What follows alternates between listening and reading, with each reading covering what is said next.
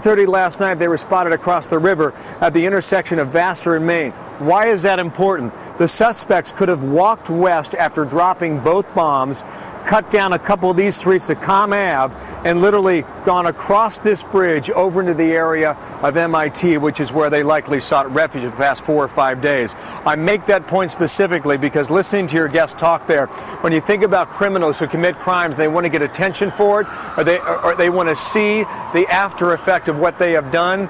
That is position A from where we are here, about a quarter mile, no more than half a mile from the scene of this terrorist act on Monday afternoon. We now have the name, and we have Jennifer Griffin back with us too in Washington with more on all this. Jennifer, hello again. Hi, Bill. Well, Mike Levine, our Justice Department producer, has confirmed the name, Dzhokhar Tsarnaev. What I know from the time that I lived in Moscow, Dzhokhar is a Chechen name. We can confirm that these two brothers are believed to be Chechen. The Dzhokhar Tsarnaev, the man in the white hat who is believed to be on the loose, or is still on the loose, and believed to be armed and very dangerous. He is 19 years old. We're told from authorities that he and his brother have been in the country for more than a year. Federal authorities are looking into whether they were trained militarily. They're believed to have been trained militarily overseas.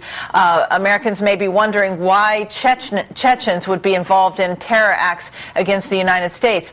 But what we have known for years is that Chechens have left Chechnya, which is really a breakaway republic from Russia that is very similar in landscape and similar in it's a Muslim republic that is similar to Afghanistan in feel and nature, and many Chechens go to fight in Afghanistan. So it is likely that these Chechens, young as they are, may have gone to either Pakistan or Afghanistan for training as part of a larger foreign terrorist network. We have seen Chechens involved in that in the past. So again, Mike Levine reporting tonight from his sources, at federal law enforcement sources, that these two suspects that we received the pictures of from the FBI earlier today are Chechen. One of them, their names, the one who is on the loose right now, Dzhokhar Tsarnaev, and we understand that they have been in the U.S., a resident of Cambridge, Massachusetts, for more than a year. Bill?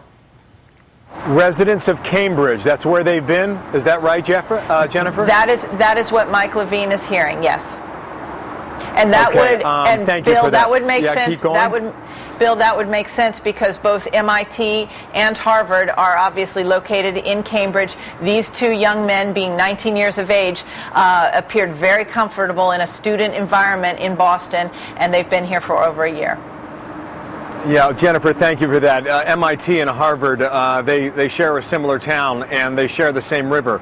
They're on opposite sides of the river, though, MIT on the north side and Harvard on the south side of the street there. We're watching screen left. That's Watertown, Massachusetts. That's 10 miles from where we are, about 10 miles from the MIT campus, and we're not quite sure what police activity is taking there, but something's up there, screen left. Now, come out to me quickly here. Where we are on Boylston Street, because I just want to give our viewers a better sense of the geography where we are. Behind this truck and down the street, that would be Boylston Street. Okay, you go down about 2 city blocks, and on the left-hand side is where both explosions occurred at 2:50 Monday afternoon. Gregory, pull out here a little bit, because the runners themselves would have been going down Boylston Street in that direction. So at this point in the race, they're running from west to east, if you recall some of the video that we were showing you from the end of that race. But we were told by the FBI that after the explosive bags were dropped, that both of these individuals were moving westbound on Boylston Street. Hey, you could cut into Gloucester. Bill, if I could just interrupt you for Bill, if I could interrupt you just for 1 second, then we'll go right back to that description. We understand Molly Lyons got some new information she wants to inform us in. Last time we saw her, they were moving her from her location. Molly, what do you have? Hi, Eric. We just came all the way down Mount Auburn Street, down the length of Mount Auburn Street, and the entire length of the street is being lined up both sides by various state police. We're seeing a lot of ATF agents. Really, it's all hands on deck. We passed an enormous squad of folks gearing up in tactical gear. They appeared to be military uniforms. It's pretty clear. They asked us all, essentially we tried to stop for a moment maybe to get some pictures or ask what was happening, but they asked us to move out from this perimeter. And the perimeter is very, very large. It's almost like it grew up around us from where we were previously located in a massive circle in all directions. So this perimeter has really, really grown. And every street corner is lined with these state police officers all the way down Mount Auburn Street. We've just come to the end of it and pulled up. But we're pretty, at this point, we're at least a mile away from where that tactical gear was all gearing up and where the really dozens upon dozens of people, probably a good 50 or 60 people, were gearing up in, the full the body armor and tactical gear and automatic weapons. And now it's unclear exactly if they have a specific location that they're going to, if something is imminent and about to happen, or if they are just getting ready for something that they expect could possibly happen in the coming hours. But it's clear that they've widened this perimeter. The people are still in their homes. We have seen almost no one come out of their homes to take a look around, to take a peek around. We've seen no one heading for their cars. So apparently there are a lot of folks glued to their television sets right now and are aware of what is happening. Because otherwise, people would start heading for work at this point in the day. Right. But it is quiet. Well, Molly, let me ask you this. Can you see the screen that we're broadcasting right now? I can't. Okay, so what do you make of this gentleman? What is he setting up? What kind of gear is he in?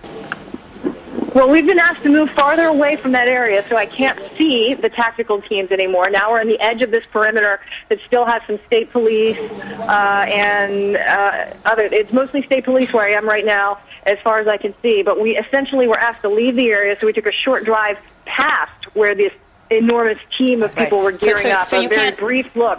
You can't see what we're seeing on the screen right now, Mary. No, unfortunately, we cannot. Okay. Mary Ellen O'Toole, could it be that somebody's trying to dispose of a bomb here? Well, he definitely looks like he's in tactical bomb gear. He looks as though this is something you would see in Afghanistan or in Iraq when they want to explode it. What stands out to me is his hands were exposed. Let's go to Jennifer Griffin. Can you hear me, Jennifer? Yes, hi, Gretchen. You have experience in this. What do you think it is? Yeah, well, I think we just saw it was an EOD specialist and explosive ordnance specialist who just detonated. Looks like a controlled explosion. That was probably a suspicious package. We just saw it move slightly, but he definitely looked like he was part of an EOD team. I wonder, Molly, and you can't see a screen, Jennifer, maybe if you've been watching this, was this near where we saw the two people handcuffed? That's hard for me to say from this angle. Can't see here, but I will say this: if they detonated a package and it didn't have a secondary explosion, logic would tell you that there was nothing in there. Welcome, everyone, to our continuing coverage. Breaking news on the Boston Marathon bombings. One suspect is dead overnight. Another's on the loose. You are watching right now a bomb specialist. This is Watertown, Massachusetts, happening live right now in what appears to be a package of some sort or a backpack that was just detonated by that specialist. Let's bring in Jennifer Griffin, who's been watching this from Washington for us as well. You've experience in this, Jennifer. What do you make of what's just transpired over the last 30 seconds? Well, I think it's very, what you're seeing here, it looks to me like an EOD specialist, a bomb specialist who is carrying out a controlled explosion. This used to happen all the time in Jerusalem when we were covering suicide bombings. If there was a package left or something left, they had to dispose of it, and this is the kind of unit that they would call in. What we know earlier this evening is that they called in the robots because they didn't want to put a human being, such as this specialist, in when they found some of the explosives overnight. Now, don't forget that these two terrorists, as they were making their way through Watertown, trying to evade the police in that high-speed chase earlier tonight, they were throwing what were being described as grenades, dynamite, explosives. We heard from some of the hospital doctors who treated the one terrorist who was killed that there was definitely some indication in his torso that some sort of bomb had exploded. exploded. It was not just gunfire that had killed him. So they are going to be, these units, these EOD units are going to be moving around looking for any unexploded ordnance at this time. Jennifer, as we look at this and we see what these packages are indeed bombs, and we're trying to close in on suspect number 2, and we indeed have his name and have just learned that they're brothers. I just got off the phone with former chairman of Homeland Security, and that's Peter King, who believes to him, according to his sources, that this was a part of a second wave. The minute those pictures went public, they knew they had to act because their time was almost up, and it's conceivable that the shrapnel that was in suspect number 1 when he was brought into the hospital and died a short time after his arrival not only was gunshot wounds from the police, but could have been some type of self-inflicted wound from a vest. Absolutely. And we also heard reports from the police overnight as we were monitoring the message traffic that there was some evidence of pressure cookers at the scene where that explosion occurred earlier tonight. So it is possible that he was carrying another bomb and that they were going to place other bombs. I think that is the only explanation for why they weren't suicide bombers on the day of the bombing. All right, Jennifer, stand by if you will. I want to bring in Bill Hemmer, who's been live on the scene for much of the night. Bill, the suspect who's still on the run has been identified as a 19-year-old man who lived in Cambridge, Massachusetts. He was a Chechen, apparently. Dzhokhar A. Sarneyev, spelled Tsarneav. Tell us what you know. 19 years old, from overseas, been in the U.S. for more than a year. Both suspects said to be brothers. As we watch that scene here, I want to make one last point here, if I could. Come out live here to our location on Boylston Street, because I want you and I want the audience to understand just how easy it would have been for these two people to simply walk away from the scene. Runners are coming down eastbound here on Boylston Street. The explosions are dropped a quarter mile down the street.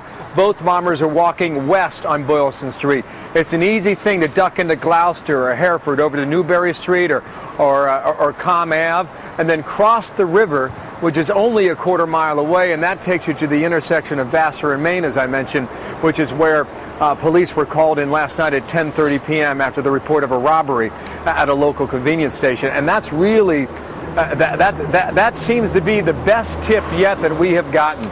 To notify authorities that these guys were in the area and they were the people that the FBI were looking for. So now you have this, the compression of information over the past 14 hours that has been absolutely astounding. The FBI comes out with the 2 pictures at 5 o'clock last night, report of a convenience robbery at 10:30 p.m. At 1:30 a.m., suspect number 1 is dead from multiple gunshot wounds, and now it's 7 o'clock in the morning Eastern time here in Boston. Suspect number 2 is on the loose, but now we have a name. The question is, where is he, and when will they get him, Gretchen?